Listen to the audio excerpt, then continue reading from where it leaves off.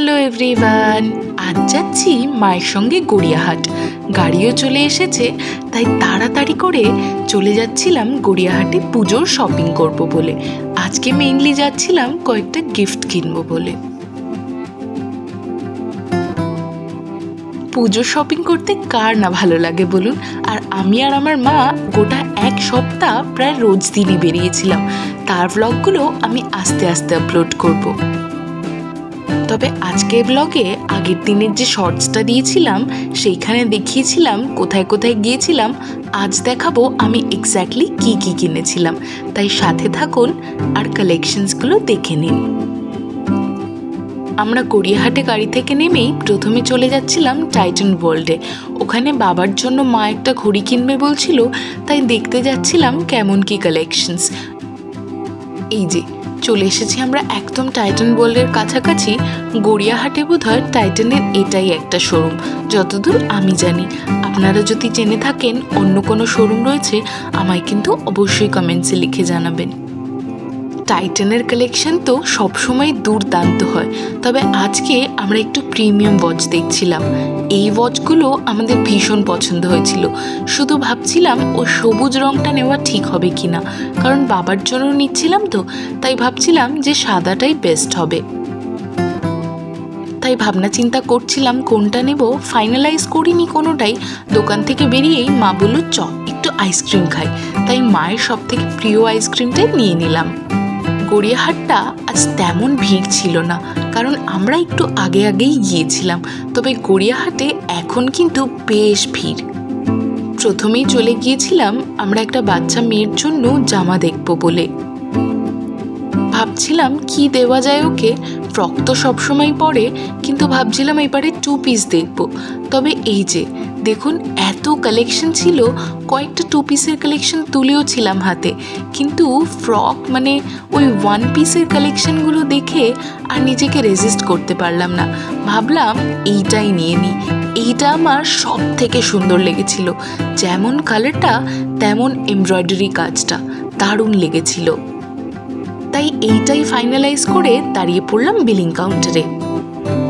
এইখানে কিন্তু প্রত্যেকটা কালেকশনই ভীষণ ভালো ছিল। আপনারা যদি ডিটেলস জানতে চান আমায় অবশ্যই কমেন্ট করে জানাবেন, আমি ডিটেলসটা আপনাদের দিয়ে দেব। এরপর মা লিস্টে মিলিয়ে দেখে নিচ্ছিল নেক্সট আমরা কোন কাজটা করব। তো ভাবলাম গিয়ে একটু ব্লাউজের কালেকশন দেখে আসি। তাই একটা দোকানে গিয়েছিলাম, সেখানে ছিল দারুণ দারুণ ব্লাউজের কালেকশন। বুঝতেই পারছিলাম না কোনটা ছেড়ে কোনটা নেব। ওনাদের এত কালেকশন আর প্রত্যেকটাই ছিল অসাধারণ। এই দুর্গাপুজোতে আমি কিন্তু কোনো শাড়ির সাথে ম্যাচ করেই ব্লাউজের কালেকশন নিইনি। যেইটা পছন্দ হয়েছে সেইটাই নিয়ে বাড়ি চলে গিয়ে দেখেছি কোনটা যাবে আমার শাড়িগুলোর সঙ্গে। এত কালেকশনের মধ্যে কনফিউজড হয়ে গিয়ে বেশ অনেকক্ষণ বাদে আমি এই 4-5টা ব্লাউজ সিলেক্ট করেছিলাম। আপনারাও দেখে নিন, তারপর আমি বলছি আমি কোনটা কোনটা নিয়েছিলাম। এই যে লাল রঙের ব্লাউজটা দেখছেন, এইটা আমার অতটা পছন্দ ছিল না, তবে আমার একটা শাড়ির সঙ্গে লাল সাদা ব্লাউজ ভীষণ প্রয়োজন ছিল। তাই জন্য ঠিক করলাম এই লাল সাদাটা নেব। এর মধ্যে হালকা লালের ছোঁয়া রয়েছে আর সাদাও রয়েছে। এই হলুদ রঙের ব্লাউজটা দেখছেন, আর এই দেখুন এই লাল সাদাটা আমার ভীষণ পছন্দ হয়েছিল। তবে এই রকম টাইপের ব্লাউজ আমি একটা আগেই নিয়ে নিয়েছিলাম, তাই এইটা বাদ দিলাম। তারপর নিয়েছিলাম এই হলুদ রঙের ব্লাউজটা, দারুণ পছন্দ হয়েছিল। আর এই কালোটাকে আমি ছেড়েই আসতে পারছিলাম না, কিন্তু নিলাম না জানেন। আসলে বেশ কয়েকটা কালো ব্লাউজ আমার আগেই নেওয়া হয়ে গিয়েছিল, তাই এইটাও বাদ দিয়ে আমি নিলাম এই সাদা রঙের চেক্স ব্লাউজটা। ব্লাউজের শপিংগুলো আমরা নিজেদের জন্যই করছিলাম। এইবার মা বলল গিফটের শাড়িগুলো দেখব, তাই সোজা চলে গিয়েছিলাম ট্রেডার্স অ্যাসেম্বলিতে। ওনারা অনেক ধরনেরই শাড়ি দেখালেন, কিন্তু যার জন্য মেইনলি শাড়িটা কিনবো উনি একটু ডার্ক কালার পছন্দ করেন। এইখানে ছিল ডার্ক কালারের কালেকশন, এনাদের কালেকশনও ভীষণ ভালো ছিল। ট্রেডার্স অ্যাসেম্বলি কালেকশন তো আলাদা করে কিছু বলার নেই, কিন্তু আমাদের এখানে তেমন পছন্দ হলো না। মানে যাকে দেব তার সেটা তেমন পছন্দ নাও হতে পারে। তাই জন্য আমরা বেরিয়ে চলে যাচ্ছিলাম শ্রীনিকেতনে। তবে শ্রীনিকেতনের কালেকশনও আমরা যেমন খুঁজছিলাম ঠিক তেমন ছিল না, তাই ওইখানেও বেশি সময় নষ্ট না করে আরও একটা শাড়ির দোকানের দিকে এগিয়ে যাচ্ছিলাম। আমরা সবাই শপিংয়ে ব্যস্ত হলেও প্যান্ডেলের কাজ কিন্তু দ্রুত এগিয়ে যাচ্ছিল। ওনারা দিন রাত খাটাখাটনি করে কি সুন্দরভাবে প্যান্ডেলগুলো তৈরি করছিলেন। দেখে বেশ ভালোই লাগছিল প্যান্ডেলগুলো হতে। এই দোকানটায় আমি প্রথমবার এলাম, এত সুন্দরভাবে সাজিয়ে তুলেছেন ওনারা। এটা একটা নতুন দোকান। আপনাদের যদি ডিটেলস লাগে আপনারা আমায় অবশ্যই কমেন্ট করে জানাবেন। এনাদের দোকানের কালেকশন কিন্তু অপূর্ব ছিল। গিফট করার জন্য বাজেট ফ্রেন্ডলি কালেকশন এনাদের কাছে অনেক ছিল, তাই আমরা বেছে বেছে কয়েকটা চুজ করে নিয়েছিলাম এখান দিয়ে। আমার এই সবুজ রঙের শাড়িটাই যাকে দেব তার জন্য বেস্ট মনে হচ্ছিল। এই লাল রঙের শাড়িটা দেখছেন কি অপূর্ব লাগছিল।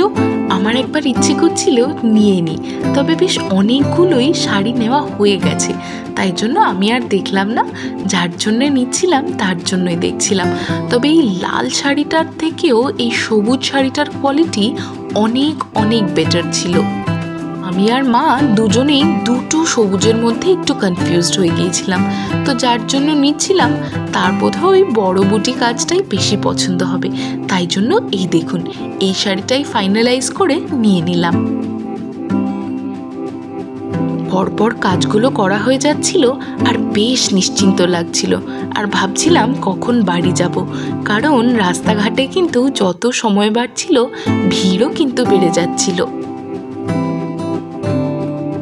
এরপর আমরা গিয়েছিলাম ছেলেদের শপিংটা করতে। আমরা মেনলি একটা দোকান থেকেই ছেলেদের শপিংটা করে থাকি, সেই দোকানেই চলে যাচ্ছিলাম। এই যে চলে এসেছিলাম সেই দোকানটায়।